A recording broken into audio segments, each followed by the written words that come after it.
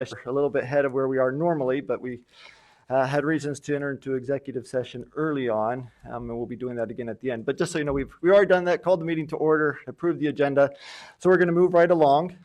We've already reconvened into open session as well. So our first thing on the agenda under recognitions is our bright spot. Are we ready for that? Queued up. Thank you very much. I'll be queuing up the bright spot. I'm looking forward to talking about how we're meeting the academic needs of our students as they return to full-time instruction.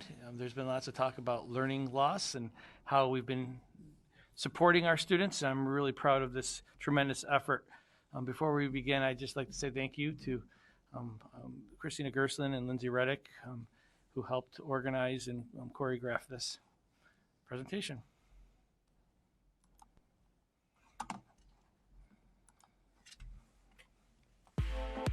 Our primary mission in our Fairport schools is to serve the whole child. One way we do this is to give students the opportunities to be challenged academically and to be supported through the learning process.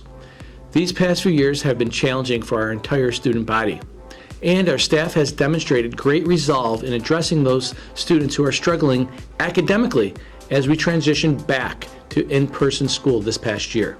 A new program called Learning Recovery helps Fairport High School students get back on track and stay on track. So with COVID last year, everything that we learned, kind of like all of our subjects and topics got cut in half. We didn't learn everything we were supposed to. So coming into this year and not knowing half the stuff you were supposed to know last year, plus the stuff you need to learn this year, it kind of just gave you a boost because my teacher specifically, she told us everything we needed to know and where it was and what we were doing, and she gave us also work that we could do on our own. Learning is a process, and not everybody learns at the same pace. Students identified as struggling academically in classes have a chance to redo challenging units and curriculum during after-school sessions. It's a structured opportunity that gives students new tools and support to tackle tricky topics. I think it's really as simple as a do-over. A lot of times they didn't get it the first time, and this is just another way with a smaller group of students to focus on that and to just let them experience it a second time. In true Fairport fashion, administrators teamed up with counselors and teachers to build a program that meets students where they are in order to increase their chances of success.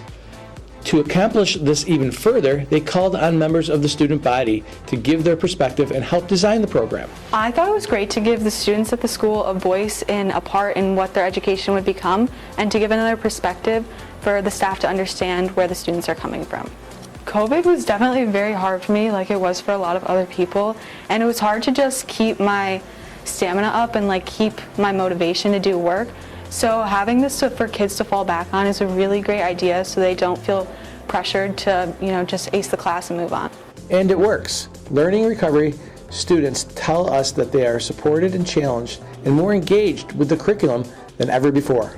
The teachers really help me a lot. If they see me in the hallway, they'll say hi, they'll ask how I'm doing, they'll check up on me. If I fall behind in a class or anything, they'll come out to me. I won't even really have to go out to them, and they'll be like, hey Mike, can you get this assignment in? And I'll be like, yeah, and they're just really helpful around for me.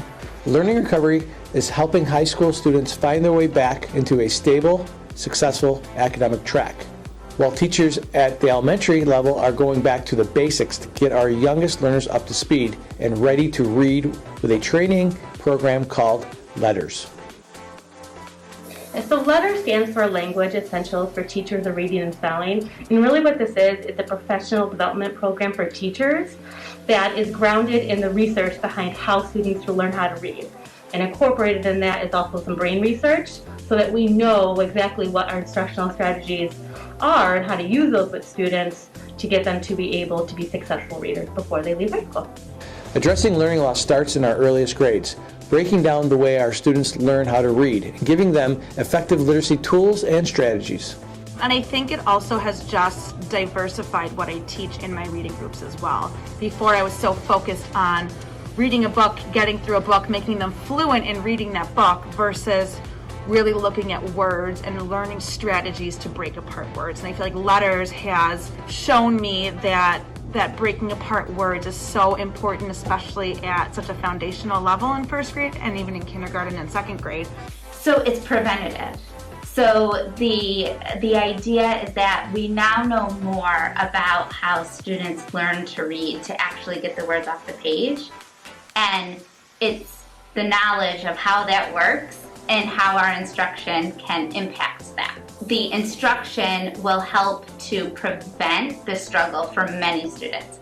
And then for the students that are challenged by getting the words off the page, we can intensify it and continue with more of the work until they can. The LETTERS training uses the data-driven science of reading to help teachers make instructional choices to fill in the gaps in how things like vocabulary, phonics, spelling, and syntax are taught at every grade level. But I think that it has just shown me that the objective of my teaching can be adjusted a little bit to then better students and make their foundational skills stronger. All of our students deserve the chance to flourish, thrive, and succeed. So we meet them where they are, whether that is at the beginning of their learning journey in our elementary schools or as they pass through the hallways at Fairport High School.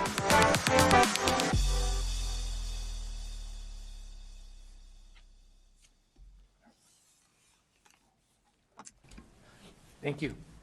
Great, thank you.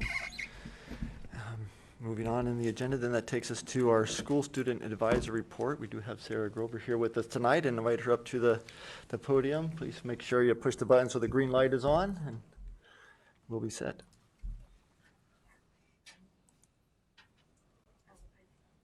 The green light, is it on? Is there any light? Oh, then it's off. And then press it till the green light's, yeah. All right. Did you get it? I think so. Yeah. Yeah. Good evening, everyone. I just wanted to start off by saying I hope you all had a lovely Valentine's Day. Students throughout the district spent yesterday crafting and exchanging Valentines with their peers. Here at FHS, Model UN Club members sold carnations last week during their lunch periods. We were able to send a surprise Valentine flower to whomever we wished and could choose to make it anonymous or not. 200 flowers were sold. Additionally, the Leo Club made chocolate kiss goodie bags to show love and thanks to our hardworking Fairport Central School District bus drivers. Fairport got yet another few visits from the adorable Rock Dog Therapy Dogs. They appear once a week now, and they're always so popular. Students are able to get a few minutes of distraction and peace away from their school stress. The new Fairport Family Brotherhood Sisterhood shirts read, "You can't mask our care." They're perfect for the upcoming activities and accurately represent our goal to reconnect as a district. 12 Fairport students are actively participating on the Answer for Cancer team, raising money for the Leukemia and Lymphoma Society. They're currently raiding for a cure, so make sure to purchase a Raider head or a t-shirt to donate. The FHS Concert Band and Day Jazz Band put on outstanding performances on Thursday evening, despite missing out on their final rehearsal due to the closure. The talent within our music program is always so impressive. Second semester is overall off to a great start, and I cannot believe we're already halfway through. Thank you so much for your time, and have a nice evening. Thank you, Sarah.